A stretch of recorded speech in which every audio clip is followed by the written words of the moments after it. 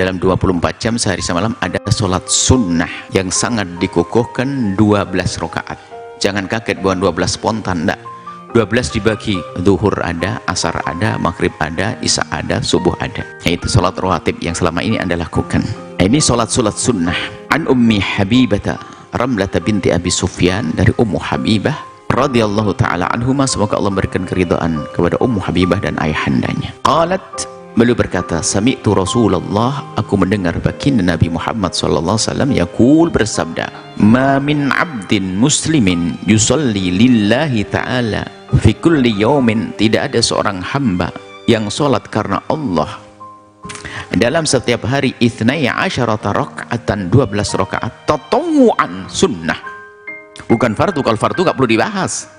Masa ada orang menghadiri majelis gak sholat fardu, ini aneh. Ini bukan membahas sholat fardu, kita naik pangkat lagi.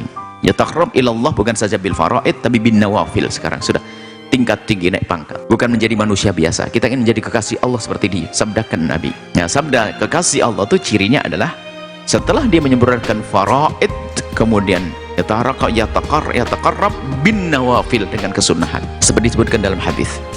Ini sunnah ghairi faridatin, selain daripada sholat fardu, illa banallahu lahu baitan fil jannati, kecuali Allah akan bangunkan rumah di surga.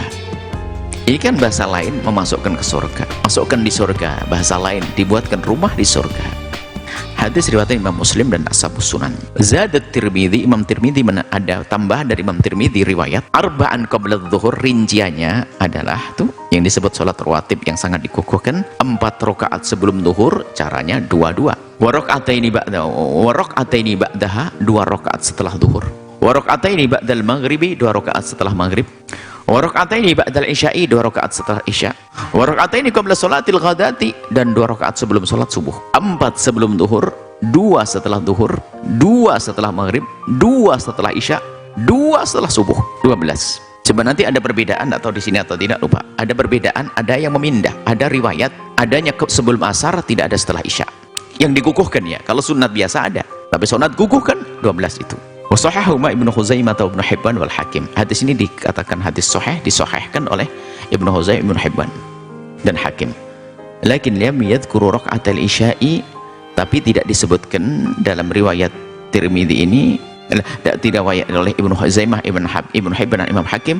Riwayat lain sama serupa seperti ini, tapi lakin lam yadhkuru, mereka tidak menyebutkan raka'atal isya, 2 rakaat isya. Wa dzakaru badahuluma, ada di sini ternyata badalahuma, menyebutkan penggantinya 2 isya adalah raka'ataini qabla al-asri, sehingga antara asal dengan ba'da isya ini adalah tarik menarik. Paling enak bagaimana? Dikerjakan semua biar dapat, ikut dapat ini dapat, ikut dapat satunya juga dapat. Tapi yang malas, saya ikut pendapat satunya yang mengatakan tidak, maka saya tidak sholat sunnah. Giliran ketemu isya, saya ikut pendapat mengatakan bukan isya itu, akhirnya nggak sholat ba'diyah isya. Ini rugi. Rawah Ibnu Majah ke Tirmidzi ila annahu qala raka'atai qabla adh-dhuhri wa raka'ataini qabla al-'ashri. Ada tambahan raka'ataini qabla al-'ashri, ada 2 rakaat sebelum zuhur, ada perbedaan 2 rakaat setelah, 2 rakaat sebelum asar.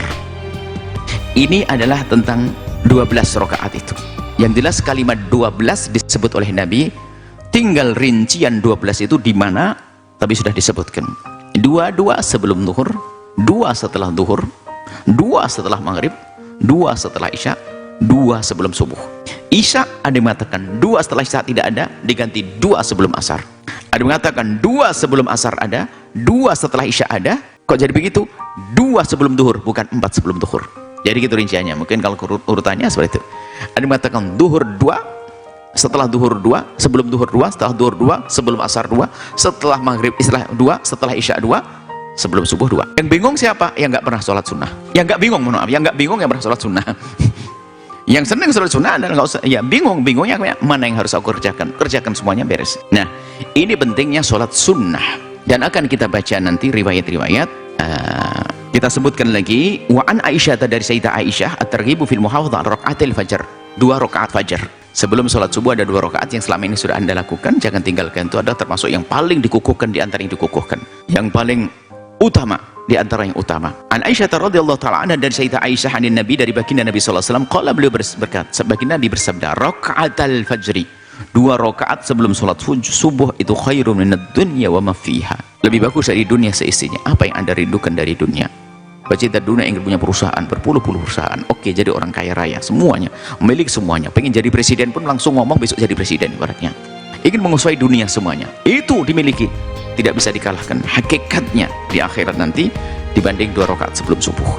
Kalau seandainya orang menganggap dunia itu ada artinya, kalau dibanding dengan 2 rakaat subuh tidak ada apa-apanya. Maksudnya mari kita peduli dengan 2 rakaat subuh, karena Nabi menyebutnya lebih bagus daripada dunia seisinya, dan dunia seisinya nggak ada artinya kalau bukan untuk Allah dan Rasulnya. Muslim bertirmidzi wafilat di Muslim, dari riwayat Muslim ada tambahnya lahuma, sungguh keduanya itu, lahuma sungguh keduanya, yaitu 2 rakaat qabliyah subuh tadi itu, ahabbu ilayya, lebih aku senangi, minad dunya jami'an, dari semuanya ada di dunia.